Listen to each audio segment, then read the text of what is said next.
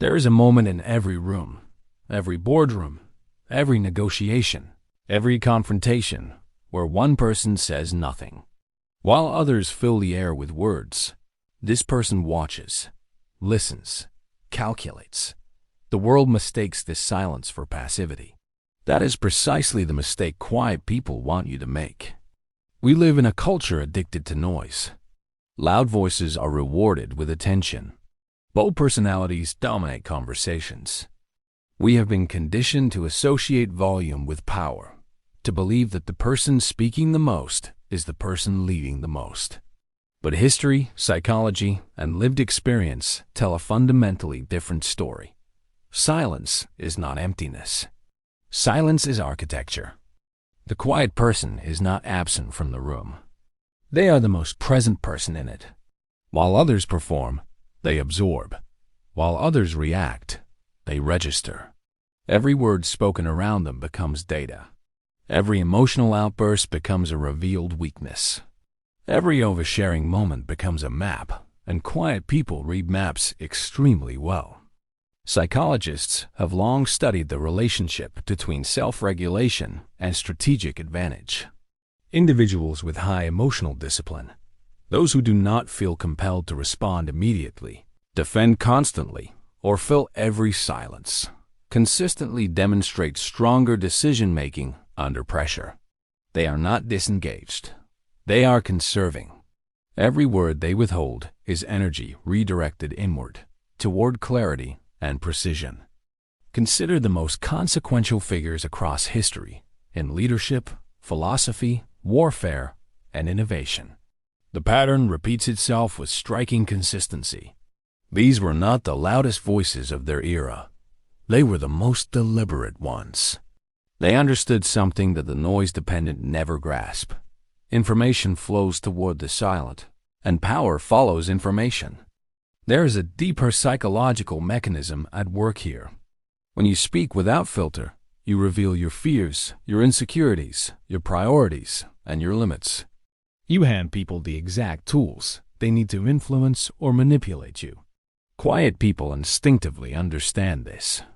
They guard their interior world not out of coldness, but out of strategic intelligence. What is unseen cannot be used against you. What is unseen cannot be used against you. This is why quiet people are so frequently underestimated, and why that underestimation becomes one of their greatest assets. The world builds its defenses against what it can see coming, against loud declarations and visible ambition. It rarely prepares for the person who's been watching from the corner, building a precise understanding of every dynamic in the room, waiting for the single moment where action carries maximum impact. Silence, when it is conscious and disciplined, is not a personality trait. It is a methodology. The loud person in the room is reacting to the present moment. The quiet person is already 3 steps ahead, studying the terrain, identifying leverage, choosing their moment. They are not waiting because they have nothing to say. They are waiting because they know exactly what to say, and precisely when saying it will change everything. There is an old proverb that the world has repeated for centuries without truly understanding it. Still waters run deep.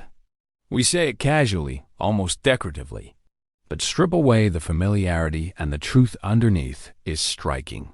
The most powerful currents in any body of water are the ones you cannot see from the surface, the ones moving silently beneath everything visible.